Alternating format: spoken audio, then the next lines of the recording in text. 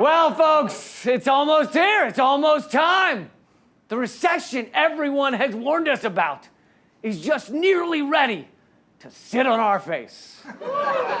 And I know you're thinking, how could we have a recession when our president has been a glowing beacon of stability and calm since the moment he got into office? You would think when Wall Street investors wake up every morning and see a failed game show host calling some other world leader a twat, you would think they would feel our economy is sure-footed as a fucking mountain goat.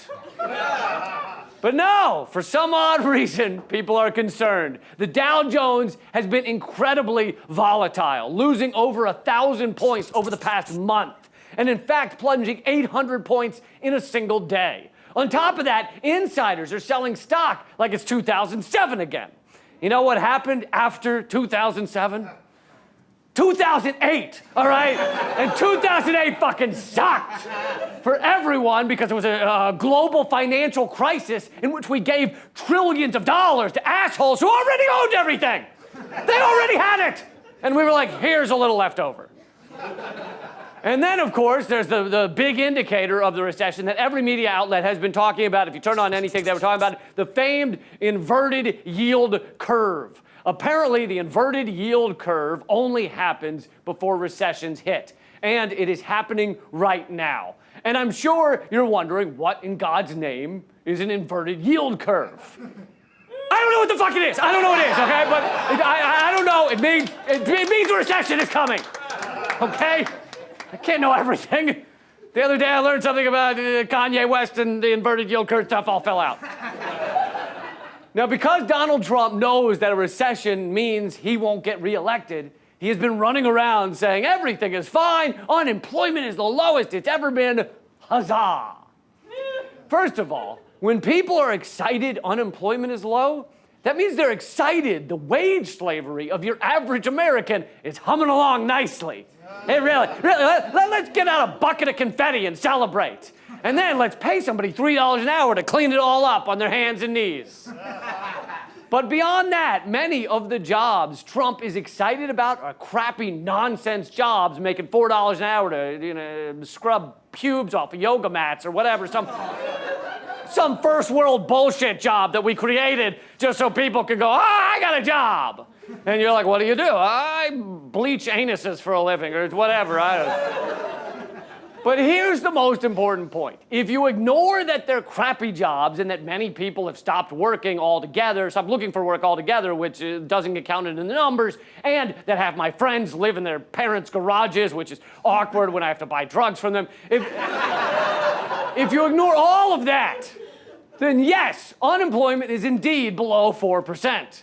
But as even Forbes has pointed out, historically speaking, when the U.S. unemployment rate falls under 4%, recessions follow soon after because the economic cycle is already mature, the labor market is tight, and inflation is becoming a concern. So unemployment does not mean there's not a recession on the horizon. Donald Trump was wrong about something. Well, fucking call me tickled pink. There's a first time for everything, isn't there? Anyway, all the stuff I've said so far, you could probably find, or a lot of it, find on Forbes or CNBC or some other fucking network where the anchor's brain matter is made up of 80% Botox. They could tell you all this. But here's the part they don't dare say.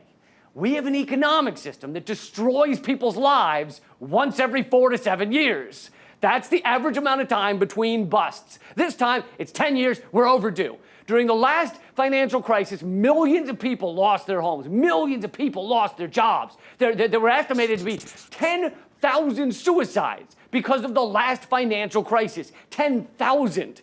10,000 people killed themselves rather than deal with our horse's ass of an economic system.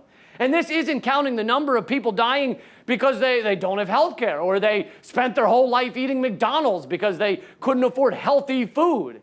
Point is, we have an economy that regularly decimates lives and eats our planet to the point of extinction.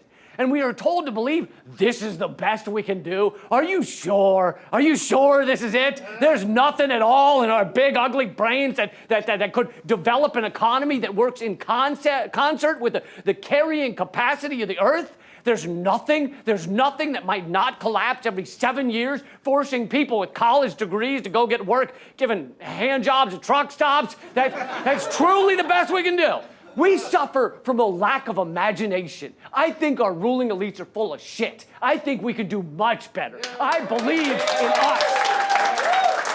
I believe in our ability to think and change and grow. I believe in a system that cares about everyone, a system that is sustainable and secure. And I can tell you, this ain't it.